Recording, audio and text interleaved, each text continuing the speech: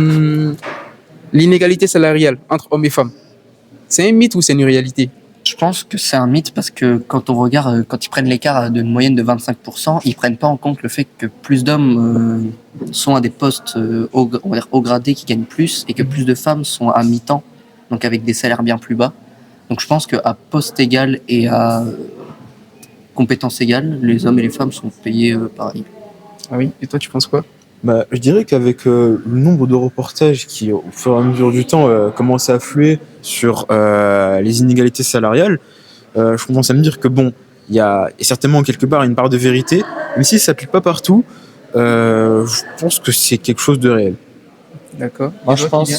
je pense honnêtement, c'est genre, il y en a un peu, mais ça dépend en fait. Genre, c'est vrai que vu le nombre de reportages, tout ça, on peut se poser des questions, mais pas partout en fait. Je pense qu'il y a une part de vérité dans ce que Dorian a dit aussi. Donc, moi, je suis partagé, hein. T'es partagé, mais donne un avis, on va dire. Donne un avis. Bah, Toi, si je dirais un c'est une avis, réalité ou c'est un mythe?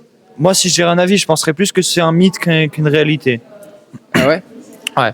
D'accord. Alors, toi qui estimes peut-être que c'est une réalité. Ouais. Alors, s'il est vrai que les femmes sont payées de moins de 25% que les hommes, alors même qu'ils font le même boulot, pourquoi les entreprises recrutent plus d'hommes que de femmes? Parce que ça serait à l'avantage de recruter plus de femmes, puisqu'ils font finalement le même boulot. Je dirais que c'est pour limiter les potentielles absences. Donc si on prend en compte surtout l'histoire avec les menstruations, plus les accouchements, plus... je ne vais pas plus rentrer dans des stéréotypes un peu particuliers, mais je dirais que c'est surtout pour les histoires de famille, en fait. Des histoires de famille. Histoire de famille. Tout en sachant que les entreprises, ce qui les guide, c'est la recherche du profit. La recherche du profit, donc ils vont prioritairement prendre des hommes. Mm.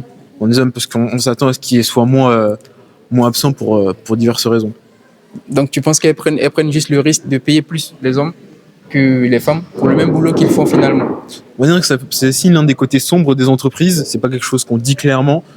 Je pense que ça se passe plutôt comme ça, ouais. D'accord, ça marche.